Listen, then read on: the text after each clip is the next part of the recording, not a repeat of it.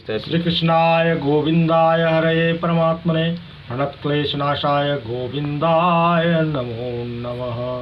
बोलिए प्रेम से कृष्णचंद्र भगवान की जय। बाबा भोलेनाथ की जय। बाबा भोलेनाथ के मंदिर से यह वीडियो आप लोगों को भेजा जा रहा है। आप वीडियो को देखें, समझें, मनन करें, चिंतन करें, उसको लाइक ज़रूर करें, सब्सक्राइब करें, कमेंट करें और पूरा वीडियो को देखा करें। इससे आपका कल्याण होगा, इस लोक में भी कल्याण, उस लोक में भी कल्याण, सर्वत्र कल्याण हो जाएगा। आपकी को वीडियो खोलने मात्र से हो जाएगा। आज चर्चा भागवत में है। व्यास जी लिखे हैं कि पुत्र की कामना के लिए सभी लोग व्याकुल होते हैं और पुत्र पुत्र करते करते वे तबाह हो जाते हैं। किसी को पुत्र की प्राप्ति होती है, किसी को पुत्र की प्राप्ति नहीं हो पाती है। इस संदर्भ में एक कथा भागवत महात्म्य में लिखे हैं। धुंधुकारी, धुंधली का बेटा धुंधुकारी, आत्मदेव का बेटा, आत्मदेव का लिया हुआ, कहीं से खरीदा हुआ बेटा का नाम, जिसका नाम धुंधुकारी रखा गया है। आत्मदेव ब्राह्मण जो हैं बेचारे बहुत परेशान रहते हैं पुत्र के लिए और पुत्र कामना के लिए बहुत सा प्रयत्न किया और उनको सफलता नहीं मिली। अंत में वे जंगल की ओर चले जाते हैं, अपने प्राणों को देने के लिए चले जाते हैं और वहाँ पर जंगल में एक संत महात्मा से उनकी भेंट होती है और संत महात्मा उनको बहुत समझाते हैं कि पुत्र की कामना छोड़ दीजिए, लेकिन वे हठ ही मानते नहीं। और अंत में वो संत महात्मा ने एक फल दिया उनको। और फल का सेवन उनकी स्त्री को कराने के लिए बोला गया और वह आत्मदेव सीधा घर आए हैं। अपनी पत्नी धुंधली को दिए हैं फल।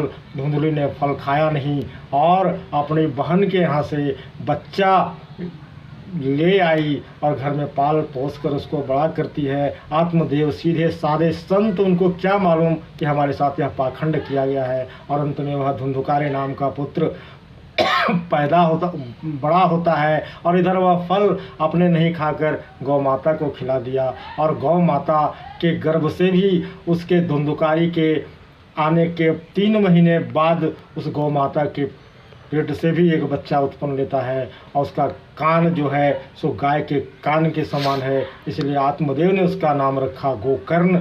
और गोकर्ण जी महाराज इधर 3 महीना का दोनों में अंतर धुंधुकारी और गोकर्ण में चल रहा है और दोनों बड़े हो रहे हैं। धुंधुकारी बहुत आतताई निकला, बहुत निर्दयी निकला, क्रूर निकल रहा है। अंत में माता पिता को भी उसने मार दिया। धन की लालच में तरह तरह की जो वृत्ति नहीं होनी चाहिए वह वृत्ति अपनाने लगा और अंत में वह अपनी वृत्ति के कारण, अपने कुकर्म के कारण वह मारा गया। और इधर गोकर्ण जी महाराज पहले चले गए हैं घर छोड़कर और घर छोड़ने के बाद वे जंगल में वे बाहर चले गए हैं तीर्थाटन में। तीर्थ करते करते जब उनको मालूम हुआ कि हमारे एक भाई थे धुंधुकारी, उनकी मृत्यु हो गई है, उन्होंने पिंडदान हर जगह किया, गया में भी किया और सारे तीर्थों में जहाँ गए वहाँ पिंडदान किया, लेकिन धुंधुकारी को कहीं शांति नहीं मिल रही है। और अंत में वह तीर्थाटन से घूमते घूमते अपना घर आए हैं और घर में रात्रि को सोए हुए हैं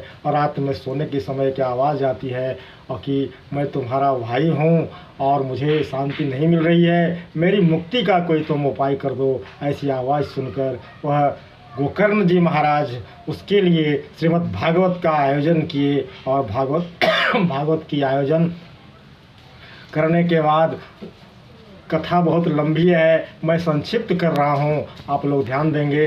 कथा बहुत लंबी है। गोकर्ण जी महाराज इसके पहले तंत्र मंत्र जंत्र के द्वारा ढूंढ रहे हैं कि आखिर इसकी मुक्ति क्यों नहीं हुई। जब गया में पिंड प्रदान करने वालों की मुक्ति हो जाती है तो इसकी मुक्ति क्यों नहीं हुई। वह धुंधुकारी नाम का प्रेत वहाँ बोलता है कि हमारी मुक्ति 100 पिंड गया में दान कर देने से भी नहीं होगी, इसलिए दूसरा कुछ उपाय सोचो।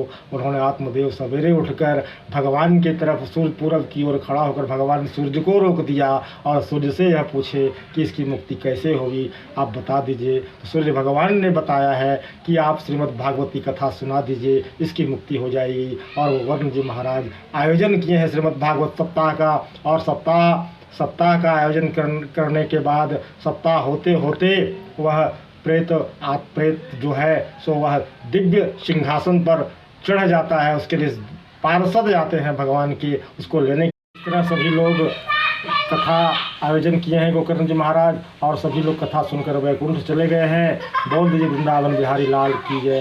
शेष अगली कथा में आप देखेंगे। जय जय श्री सीताराम जी महाराज की जय। जय जय श्री राधे, जय जय श्री राधे, जय जय श्री राधे। स्टॉप करो।